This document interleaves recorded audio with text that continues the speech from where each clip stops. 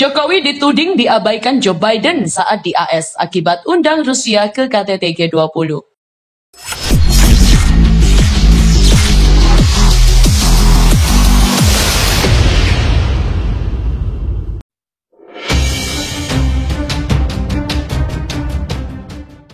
Menanggapi hal itu, tenaga ahli utama KSP Siti Ruhaini Zuhayatin pun memberikan bantahan. Ia menyatakan bahwa kabar Jokowi diabaikan oleh Joe Biden saat di Amerika Serikat tidaklah benar alias hoax. Justru sebaliknya, Joe Biden menyambut hangat kehadiran Jokowi dalam pertemuan KTT khusus ASEAN-AS di Gedung Putih, Washington DC. Bahkan, pada saat jamuan makan malam, Presiden mendapatkan kehormatan untuk membalas tos Biden. Hal ini pun menunjukkan bahwa hubungan bilateral Indonesia dan juga AS tidak berubah di tengah dinamika tantangan global. Ini juga berarti AS telah menaruh kepercayaan yang besar terhadap Indonesia sebagai negara mitra ekonomi ataupun sebagai koordinator kemitraan ASEAN. Seperti ramai diberitakan, kunjungan kerja Presiden Joko Widodo ke Amerika Serikat menuai sorotan publik karena Presiden Jokowi hanya disambut oleh Duta Besar Indonesia untuk Amerika, Rosan Ruslani, beserta istrinya. Sementara Perdana Menteri Singapura Lee Hsien Loong dijemput dari bandara oleh Presiden AS Joe Biden. Presiden Jokowi dituding diabaikan oleh Joe Biden saat kunjungan ke Amerika Serikat akibat mengundang Rusia ke presidensi G20. Hal itu adalah karena dia tidak mendapatkan sambutan dari pejabat AS pada saat mendarat di negeri pemansam, negara ASEAN.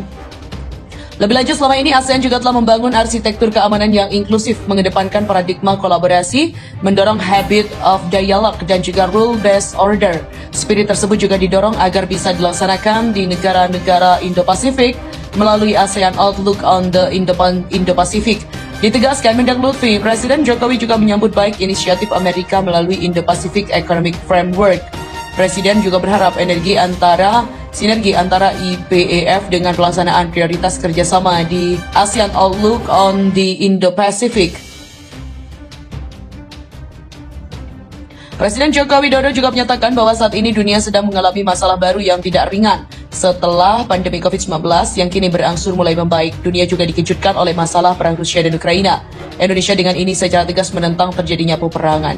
Mendak juga menambahkan saat ini dunia membutuhkan kerjasama dan kolaborasi, bukan rivalitas dan juga konfrontasi, serta unilateralisme yang makin mengemuka.